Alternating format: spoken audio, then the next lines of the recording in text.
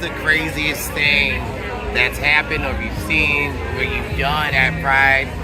Oh, I used to do New York Pride. My wife's over there, so I won't say the craziest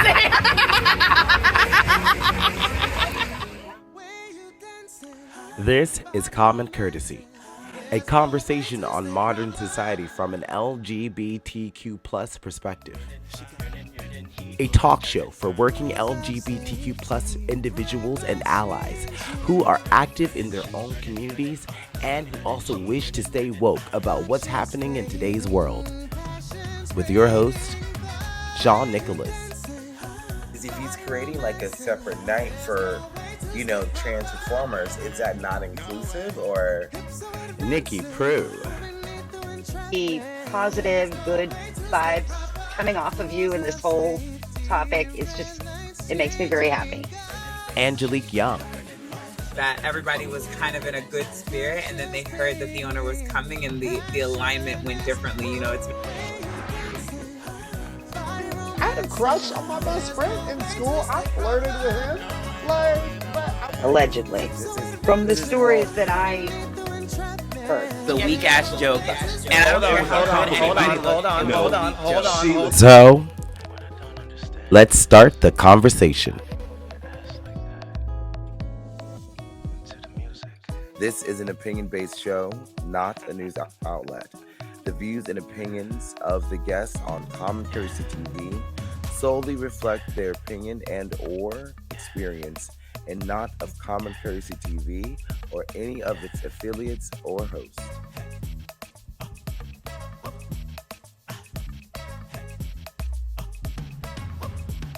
Hey guys, I'm Shawn Nicholas and we're back at Gulfport Pride and I'm here with Katie and Ellie, my good friend Seth, and I'm here with Drew and Natasha. I'm here with Trenton, I'm here with Kenny and Izzy, and I'm going to ask them a couple questions about their Pride experience. So, ladies, what was your first Pride like? This is her first Pride, so I'm going to let her go first. It was very welcoming. It was an overjoyment of feeling supported, for sure. I'm usually from Fort Lauderdale, that's where I'm from, so I've never gone to the one down there, so being here in this small community, seeing how much acceptance there is, considering where we live, it's like so nice. I was like overwhelmed with just happiness in general. My first Pride was back in New York. Oh my God. Yeah, I was 18 and it wasn't really like the biggest thing, but my very first club I ever went to was called Phoenix, and I saw drag queens and I was in love.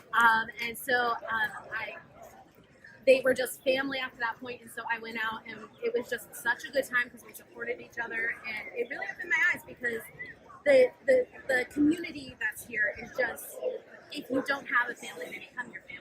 And that's what I love about Pride, is there's always somebody here that you can find that's friends with and you have a great relationship with. This Pride was Northampton, Massachusetts, actually. Shit. In 1998. So it's been a long time. It was amazing. As we all know, Pride, stemmed from protests and, Stonewall, and it's more of a lesbian community there, but it was just everybody, and you saw families, like straight people. It was the most amazing community, and it was a really great experience. I actually was working during it, but I experienced like the most amazing, just genuine, nice people, and I felt so finally at home. So I think my first Pride, I didn't realize how important it was. I think it was just, I was focused on like this drinking aspect. My first Pride was when I first moved to the U.S., maybe in 2015 in Orlando. It was beautiful. Jordan Sparks performed actually. It was beautiful. It was so nice. And that was the most memorable Pride I had. Awesome. And that was your first Pride? That was my first Pride. Awesome. And what about you, Drew? What was your first Pride like? My first Pride was actually, I was working. I worked at the AHF and the OTC over at the thrift store. So that was like, at that point I was driving the donation truck to pick up donations. So that day we were driving in the parade. So it was actually just me, my boss, and my district manager. And I was supposed to drive the truck there and then take an Uber back to the store to work. But they let me stay the whole day. It was my first experience just getting to meet the community, giving out free, flags and just like fans. What's the craziest thing that's happened or you've seen or you've done at Pride? Oh, I used to do New York I mean, Pride. my wife's over there, so I won't say the craziest thing. What the craziest thing you've seen, maybe?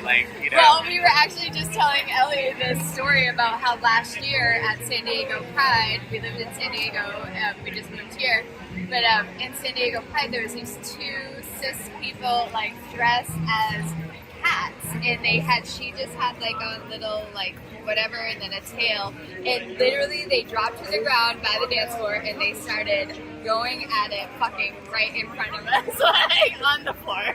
Two little pussies. Yes. Two little pussies. The craziest thing that happens at Pride is all the protesters. The amount of people who come out to support hate instead of supporting love. Everything else is just about having fun. Yeah. Yeah. No, just people getting wild, just enjoying their times. I can't say what my funnest time was on camera. No, you can't. You absolutely can. You absolutely can. I won't know, but it's just a good time overall. To me, I'm a New Yorker, so people are just crazy all the time. So I'm I don't know what's crazy here. Honestly, it's just going. I think after Pride, going out to different places that maybe an hour away from where the Pride is, and kind of spreading it around what is happening here. You can kind of pull people in that didn't know about it, and I think that is kind of the craziest thing about Pride is that once you leave here, you're still dressed this way, and you can influence the rest of the community. So that's why I dress so crazy, is because people will talk about it. Right. Unfortunately, all the prides I've been to have been pretty basic. Right. I've seen families and friends and couples and children. It was all beautiful. Everybody was bonding. It was beautiful. It was nothing crazy, unfortunately for me. Honestly, it was just, there wasn't anything crazy, but there was people protesting, about Pride. And it's just why bring that negativity? It doesn't concern you. It's not your life, so why not just let people know? So we couldn't retaliate against them. We were just just sticking together at that point. We were just becoming united not against them, but You're just standing in solidarity. You're standing in solidarity and living reality. It's funny. The last person we interviewed just said the same thing you said. It's that's the greatest thing that I saw. Yeah. Question, my next one is what do you think the essence of Pride is? What do you think the whole general? You kind of said this a little before. I'm gonna go to you first, Ellie. Oh, what do you think is the essence of Pride? I don't even know how to answer that. You can say they're the family aspect. It's different now. Yeah. For me, Pride has this essence of just love and acceptance. And I know it's corny because that's kind of what we always talk about, but it is just as simple as that. It's simply just loving each other and being able to be there for one another. That's generally, I would say what we speak about is generally legit. Absolutely. And what about you? What do you think, Katie? Well, I think that this year, especially this year, it's different for me, the essence of it. It's more of a fight for power and for security and safety. I know that, we were going to go to a couple events and we held back and stayed home because we were afraid because of everything that's happening in the state. And coming from California, where it's so much more accepting, and so many, and now living in Florida, I hope this is okay. I don't mean to get political. Absolutely, we talk politics. On this Perfect. shit. I was Absolutely. I'm just going for it. But I feel the essence of it is safety and security and being out here and fighting for our rights again, which is sad that we're back here having to do that. After you'd think it already all happened, and now we're doing it again. So the essence of it for me is to come and stand with my community and not only be part of the LGBTQ, but be an ally to everybody, and to see that here, it makes me really happy. So what's the essence behind it? I believe that the essence behind Pride is going to be love and community and acceptance and bringing everybody together to acknowledge that we are a community and that we love one another. Being your true self, being free, being open and honest to your own identity, knowing who you are. That's the essence of Pride. And that's why everybody, straight, gay, whatever, should accept and view Pride as their own celebration as well, their celebration of life. Absolutely. And The essence of Pride is, it's not about gay, straight, or whatever. It's people coming together and just loving. Love is love. I get all that. But we come out today to support everyone. where do you see Pride being like in 10 years? Here in Florida, that's actually, I wouldn't even be able to answer that because we're going through so much and they're trying to break down this amazing community that it's such a rocky road. But since I am pretty young, I feel like that I can speak for my generation that we won't ever let that happen. It might not be the most glorious thing in the next couple of years, but one thing I will say is that it's going to be a continuous fight because we just know that it should exist. It shouldn't be silenced. People shouldn't feel unsafe to come to these things. So in the next 10 years, I hope that Pride is in a better place, but I know there's going to be a fight for it. I believe that it is very important to get out and vote if you want to see Pride flourish in the next 10 years. Otherwise, it could go in either direction. I would love to say that Pride's only going to continue to grow, but we got to get more support in order to make that happen. I feel like in 10 years, this new generation is just so open-minded that I really feel like it's just going to, because we're hitting a wall right now with the pushback and closed-mindedness, that the younger generation is just come in and sweep it because they're fluid. They just don't see like lines like the way that the older generation is. And once the newer generation starts getting into the law, it's gonna start changing. Because honestly, rights aren't given, they're taken. And if you're gonna take them, we're gonna riot. That's how it works. What about you?